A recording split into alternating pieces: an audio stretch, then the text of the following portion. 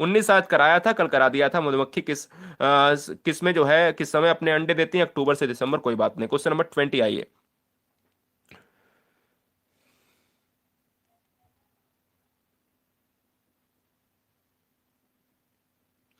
हाँ, previous year से benefit मिलता है, सीटेट में ही मिलता है।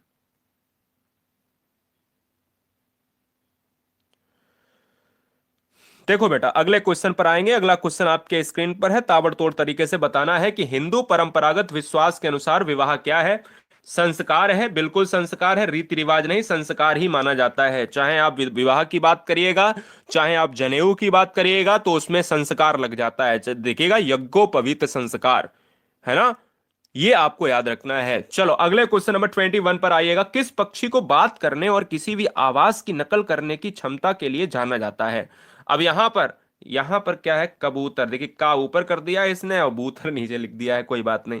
अब देखिएगा, यहां पर आंसर क्या हो जाएगा बेटा? मैना हो जाएगा। रीजन क्या है मैं आपको बता देता हूं। रीजन ये है कि मैना और तोता दो ही ऐसे पक्षी हैं जो कहे जाते हैं आवाज को कोरिलेट करके, आवाज को कॉपी करने वाले।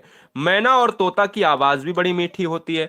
उल्लू को पहरेदार और कोयल को कहा जाता है बिना घोंसला वाला पक्षी, यानी अपने अंडे कौवे के घोंसले में देती है। अगला क्वेश्चन आपके स्क्रीन पर। निम्नलिखित में से कौन सी एक परिवहन की अन्य चार विधाओं से भिन्न है? आपको लॉक करना है। कौन सा ऐसा भिन्न है, बताइएगा। देखिए दोस्तों, अगर आप जहाज की बात करोगे, बस की बात करोगे, तांगा की बात करोगे, साइकिल रिक्शा की बात करेंगे, हम कहेंगे कि जहाज, बस, तांगा, साइकिल, ये तीनों चीजें सड़क पर चल सकती हैं, लेकिन जहाज को आप मूव नहीं कर सकते हो, या कर सकते हैं? आंसर ए हो जाएगा। कौन सा पक्षी अपने मधुर गीतों के लिए जानी जाती है? अब देखिए, मधुर गीतों के लिए, यह क्वेश्चन बिल्कुल अलग हो चुका है। मधुर गीतों के लिए कौन जानी जाती है? आपको लॉक करना है, आपको जवाब देना है। ठीक है, स्वागत है। 23 नंबर। अब 23 नंबर का आंसर कौन नहीं जानता है कि आप बसंत के महीने में आइए, कोयल की आवाज सबसे प्रिय होती है। अगर आप एक बहुत ही अच्छी जगह है, आप बाग और बगीचे में हैं, तो कोयल की आवाज बड़ी अच्छी लगती है। क्वेश्चन नंबर 24, बाइगोस्की से प्रश्न बहुत आ रहे हैं। क्वेश्चन बिल्कुल अलग है। कहता, बाइगोस्की ने बाल विकास के बारे में कहा है कि यह संस्कारों की अनुवांशिकी के कारण होता है, यह सामाजिक अंतः क्रियाओं का उत्पाद है। बिल्कुल बिल्कुल क्लियर है। तो क्वेश्चन में कुछ भी आ जाए, उत्पाद लगा दिया तो आंसर क्या नहीं होगा? बिल्कुल होगा दोस्तों, सामाजिक अन्योन क्रिया, अंतः क्रिया या अंत क्रियाएं, ये ही होगा। क्वेश्चन नंबर 25 आपके स्क्रीन पर है। कहता है, एनसीएफ 2005 का मुख्य सूत्र क्या है? आपको लॉक करना है भैया। मुख्य सूत्र आपको बताना है, तो मैं कहता हूं कि मुख्य सूत्र है लर्निंग विदाउट बर्डन, शिक्षा बिना बोझ के। अगला क्वेश्चन, एनसीएफ 2005 की बात अगर करें तो एनसीएफ 2005 की शुरुआत रविंद्रनाथ टैगोर के किस निबंध से होती है? तो रविंद्रनाथ टैगोर से यहां से शुरू हुई। रविंद्रनाथ टैगोर का एक निबंध था जिसका नाम है सभ्यता और प्रगति। सभ्यता और प्रगति, यानी इस क्वेश्चन का जो आंसर है वो ऑप्शन नंबर किसके साथ? सभ्यता और प्रगति की। प्रगति नहीं, आंसर हमारा सी लॉक हो जाएगा। हमने कई बार आपको बताया कि इसके जो अध्यक्ष रहे हैं प्रोफेसर यशपाल जी रहे हैं, और इसमें ऐसी शिक्षा की बात करी गई है जो रटंत्र प्रणाली से मुक्त हो, बाहरी जीवन से कनेक्ट हो, पाठ्य पुस्तक से बाहर हो और बिना बोझ के बाहर हो। अगला क्वेश्चन आपके स्क्रीन पर है 27। कौन सा नर पक्षी अपना घोंसला बनाता है? केवल 51 कॉन्सेप्ट है, दिमाग लगा लीजिए तुरंत सुपरफास्ट में, आपको परेशान होने की आवश्यकता नहीं है। कौन सा नर पक्षी अपना घोंसला बनाता है? तो नर पक्षी बनाता है, बीवर पक्षी बनाता है। आंसर ए होगा, टेंशन नहीं लेना। निम्नलिखित में किस मिट्टी का विस्तार भारत के सर्वाधिक क्षेत्र पर है? अगर सर्वाधिक क्षेत्र पर है तो वो विस्तार कौन सा हो जाएगा? जरा कमेंट कीजिएगा, वो विस्तार कौन सा होगा दोस्तों? वो कौन सा विस्तार होगा? मैं कहूंगा जलोढ़ मिट्टी होगा। आंसर सी हो जाएगा। 28 नंबर का आंसर बेटा सी लॉक हो जाएगा। सी का मतलब है, अब यहां पर देखिएगा, जलोढ़ मिट्टी भी कितने प्रकार की? दो प्रकार की होती है। एक होती है खादर और एक होती है बांगर। बांगर पुरानी मिट्टी होती है और खादर होती है नई मिट्टी होती है। चलिए क्वेश्चन नंबर 29। मगरमच्छ मुख्य रूप से शिकारियों द्वारा मारे जाते हैं। शिकारी मगरमच्छ को क्यों मारते हैं? आपको पता है? हाथी जो है मारे जाते हैं, हाथी मारे जाते हैं, तो हाथी का आंसर हो जाएगा दांतों के लिए। लेकिन अगर मगरमच्छ की बात करेंगे, मगरमच्छ की बात करेंगे बेटा, तो ये आंसर हो जाएगा किसके लिए? ये आंसर हो जाएगा त्वचा के लिए। यही क्वेश्चन में फर्क समझिए। त्वचा के लिए मारे जाते हैं मगरमच्छ, उनकी त्वचा बहुत कीमती होती है। हाथी जो मारे जाते हैं उनके सींगों के लिए, यानी उसके दांत के लिए, जो दांत होते हैं, सींग एक अलग बात है, दांत जो नीचे निकले होते हैं उनकी बात करें, है ना। ये बात आपको याद रखनी है। तो फिलहाल इस क्वेश्चन का जो आंसर है वो किसके साथ, बी के साथ जाएगा, क्योंकि मगरमच्छ ये है और हाथी वो है। नेक्स्ट क्वेश्चन आपके स्क्रीन पर है, 30 नंबर। 30 नंबर आपके स्क्रीन पर है, आपको लॉक करना है। Thank you.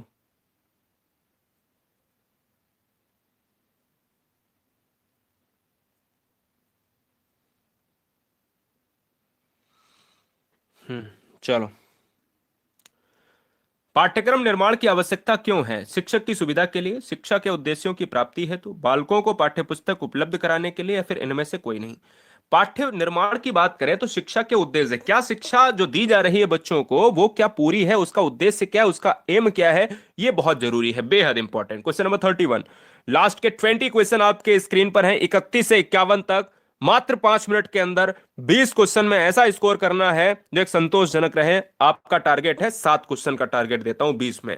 क्या ये नहीं होगा पूरा? आइए देखते हैं 7 क्वेश्चन आप कर पाएंगे या कर पाएंगी। बोरा चिपचिपे चावल की एक सामान्य किस्म है, ये कहां पर है? ये असम राज्य में है, आंसर ए होगा। बहुत तेजी से अगले क्वेश्चन की तरफ बढ़ेंगे। नेक्स्ट क्वेश्चन आपके स्क्रीन पर है, देखिए। बढ़ता हुआ त्वचा कैंसर और उत्परिवर्तनवाद किसके कारण होता है? त्वचा कैंसर किससे होता है? ओजोन छतरी के नुकसान, ओजोन परत। ओजोन परत क्या है? ओजोन परत, देखिएगा, ओजोन परत की वजह से ही हम बचे हुए हैं। ओजोन छतरी का नुकसान होगा तो त्वचा का कैंसर होगा। रीजन क्या है? जितनी भी अल्ट्रावायलेट किरणें हैं, यूवी रेज हैं दोस्तों, ये हमें त्वचा के कैंसर से इन्वॉल्व करेंगी और करेंगी। आंसर हमारा ए लॉक होगा। अगला, गणित का उद्देश्य एनसीए 2005 में क्या बताया गया है? सारे क्वेश्चन लेंगे दोस्तों। चलिए अगले क्वेश्चन की बात करेंगे। बहुत अच्छे। हाँ जी, राहुल, कुछ थोड़ा सा अलग था पेपर, ऐसा नहीं कहा जा सकता।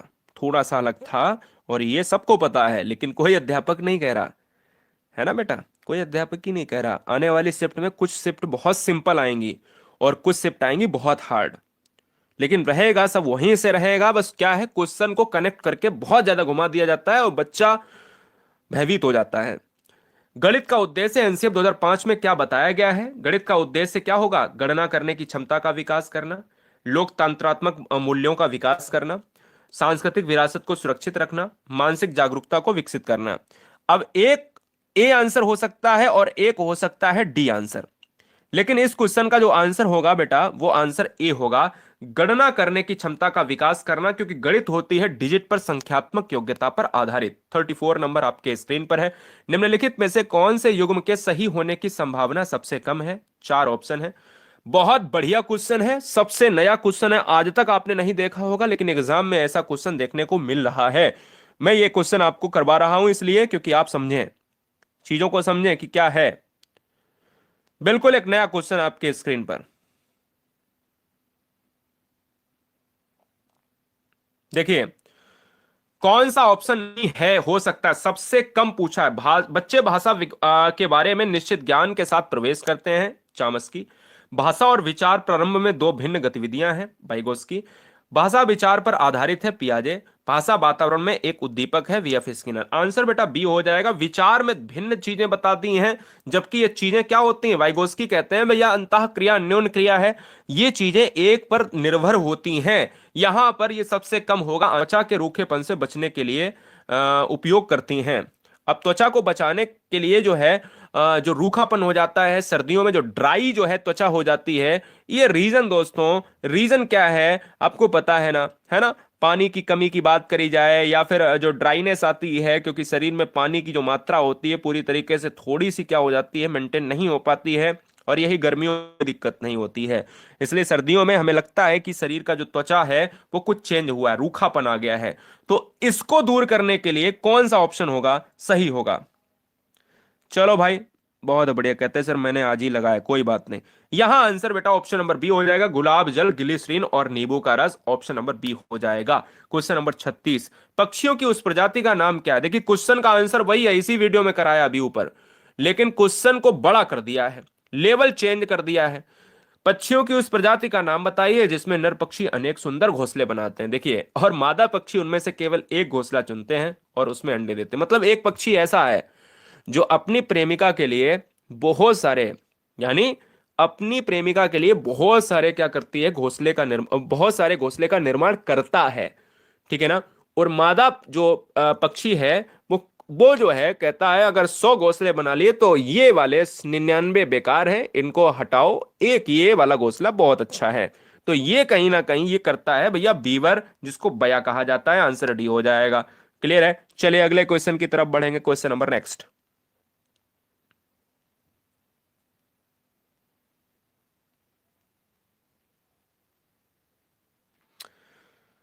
नेक्स्ट क्वेश्चन आपके स्क्रीन पर है, तार ठोकर। क्वेश्चन नंबर 37 आपके स्क्रीन पर है। कहता है एनसीएफ 2005 में गुणवत्ता आयाम शीर्षक के अंतर्गत महत्व दिया जाता है। क्या आंसर होगा? अब शिक्षित और अभिप्रेरित शिक्षकों को बालकों के लिए ज्ञान संदर्भ में संरक्षित अनुभव को, बालकों के लिए संरचित अनुभव एवं पाठ्यक्रम सुधार के लिए। तो मैं कहता हूं आंसर क्या हो जाएगा? बहुत से बच्चे बी ऑप्शन, बहुत से बच्चे सी ऑप्शन मार रहे हैं। इस क्वेश्चन का आंसर सी होगा। रीजन क्या है? गुणवत्ता आयाम, गुणवत्ता में पाठ्यक्रम को सुधारा जाए और अनुभव को भी यहां पर परखा जाए, तो आंसर सी लॉक हो जाएगा। सूर्य पक्षी कैसा घोंसला बनाते हैं? सूर्य पक्षी बहुत ही एक अलग पक्षी माना जाता है, बताइए। हाँ, बहुत बढ़िया। देखिए, सूर्य पक्षी को कहा जाता है सनवर्ड कहा जाता है, और सनवर्ड को कहा जाता है आपकी सीटेट भाषा में, जिसको कहा जाता है शकरखोरा। और शकरखोरा जो पक्षी होता है, ये लटकता हुआ पक्षी घोंसला बनता है, जिसको बीन की तरह घोंसला होता है। आपने देखा है क्या? मैंने कई बार पढ़ा है आपको शकरखोरा। तो शकरखोरा को सनवर्ड, शकरखोरा को सूर्य पक्षी और कई नाम से जाना जाता है। फिलहाल ये सनवर्ड ही लटकने वाला घोंसला बनाता है। आंसर हमारा सी लॉक हो जाएगा। अगला क्वेश्चन है 39 नंबर। कोहल वर्ग के अनुसार एक शिक्षक बच्चों में नैतिक मूल्यों का संचार किसके द्वारा कर सकता है? तो नैतिक विकास का सिद्धांत किसने दिया है? कोहल वर्ग ने दिया है। और नैतिक मुद्दों पर अगर कोई बच्चा चर्चा करेगा तो वो कर सकता है, बिल्कुल कर सकता है। तो आंसर हमारा बी हो जाएगा। क्वेश्चन नंबर 40 आपके स्क्रीन पर है, आपको लॉक करना है, आपको जवाब देना है। बहुत धन्यवाद, बहुत धन्यवाद। देखिए, चैनल पर पहली बार है तो सब्सक्राइब कर लें अगर बनना है केवल शिक्षक और शिक्षिका, क्योंकि हम केवल बनाते हैं आपको शिक्षक और शिक्षिका। देखिए, यहां पर अगर मैं बात करूं, हाँ, यहां पर अगर हम बात कर रहे हैं कि अगर केरल राज्य की बात की जाए, केरल राज्य में स्थित है। अब हमें यह भी जानना है कि केरल राज्य में अगर आप नहीं बता पा रहे हो भाई, चारों ऑप्शंस को अगर आप ध्यान से देखिएगा तो उसमें आपको सब कुछ देखना पड़ेगा। जैसे उडुपी कहां पर है, कोझिकोड कहां पर है, वलसाड कहां पर है। ये चार ही ऐसे हैं जो सीटेट में सबसे ज्यादा शहर पूछे जाते हैं। कहता वलसाड, कल वलसाड आया था, कहा जाता है कल वलसाड जो है कहां पर है, ये पूछा गया था। ठीक है ना। तो आइए हम चारों को जान लेते हैं, चारों को हम जान लेते हैं। कहता है कि वलसाड कहां पर है? तो वलसाड है आपका गुजरात में। गुजरात राज्य का क्या है? एक शहर है। बोलो कोई दिक्कत, कोई समस्या? हाँ जी। कोझिकोड कहां पर है? कोझिकोड है केरला में, केरल में। कोई दिक्कत है? बताइए। ठीक है। उडुपी कहां पर है? उडुपी, उडुपी है कर्नाटक में। बोलो कोई समस्या? और मालखेड़ा कहां पर है? मालखेड़ा भी कर्नाटका में है। तो आंसर क्या हो जाएगा? आंसर बी हो जाएगा। अगला क्वेश्चन आपके स्क्रीन पर है 41 नंबर। ठीक है, 41 नंबर। मालखेड़ा बेटा गुजरात में, उसमें कर्नाटक में ही है। मैं आपको कई बार बता चुका हूं, फिर से बताता हूं। हाँ, कर्नाटक में है। और राष्ट्रकूट वंश की राजधानी भी रहा है। ये पॉइंट आपको याद रखना है। चलिए अगले क्वेश्चन की तरफ बढ़ेंगे। Question number next. निम्नलिखित में कौन सा कोहल वर्ग द्वारा अपने नैतिक विकास के सिद्धांतों में प्रस्तावित मंच का हिस्सा नहीं है? प्रस्तावित मंच का हिस्सा नहीं है, ये आपको बताना है। तो प्रस्तावित मंच का हिस्सा जो नहीं है वो आपका ऑप्शन नंबर हमारा किसके साथ, 41 नंबर के साथ हो जाएगा, दूसरों के साथ संबंध। इस क्वेश्चन का आंसर बी हो जाएगा। बात बाकी सारी चीजें हैं। नैतिक संबंध सामाजिक संबंध से आता है, क्योंकि कोहल वर्ग ने नैतिक चर्चाओं की बात की है।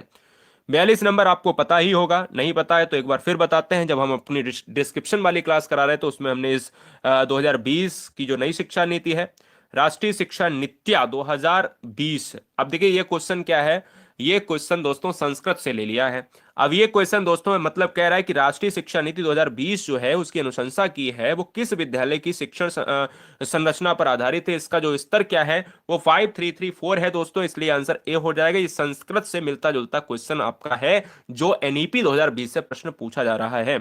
गांव का नाम वहां उगने वाले कई खेजड़ी के पेड़ों के कारण पड़ा है। इस गांव के लोग पौधे और पेड़ों और जानवरों की बहुत देखभाल करते हैं। भारत में यह गांव कौन सा है आपको लॉक करना है, गांव कहाँ है ये आपको लॉक करना है। खेजड़ी वृक्ष यानी खजेड़ली जो गांव है ये राजस्थान में पड़ा है। देख रेख इसलिए करते हैं जानवरों की, पेड़ों की देख रेख इसलिए करते हैं, पेड़ कम होते हैं, पेड़ में पत्तियां कम होती हैं, छाया उनको चाहिए होती है, छाया के लिए जानवर भी बहुत इंपॉर्टेंट होते हैं। पेड़ पौधे होंगे तो जानवर भी खुशहाल रहेंगे, जहां पेड़ पौधे घास नहीं होगी जानवर खुशहाल कैसे रहेंगे, ना उसको छांव की जरूरत होगी तो छांव नहीं मिलेगी, उसको खाने के लिए पेड़ पत्तियां चाहिए होंगी तो नहीं मिलेगा, मतलब जानवर कम हो जाएंगे, सिंपल सी बात है। अगला क्वेश्चन 44। 44 क्वेश्चन बिल्कुल अलग है, आपको लॉक करना है, आपको जवाब देना है। 44 क्वेश्चन बेटा आपसे कह रहा है कि निम्नलिखित में से कौन अन्य से भिन्न है। नदी, पहाड़, झील, तालाब, झरना। अब नदी, पहाड़, झील, तालाब, झरना में मतलब चार पांच ऑप्शन है, इसमें चार ऑप्शन दिए गए, अब इनमें बताइएगा। अब झरना, झील, नदी ये तीनों पानी की चीजें हैं, पर्वत बीच में कहां से आ गया, तो इसलिए हम कह सकते हैं कि पर्वत, इस क्वेश्चन पर्वत या पहाड़ आंसर भी हो जाएगा। अगला क्वेश्चन है 45 नंबर।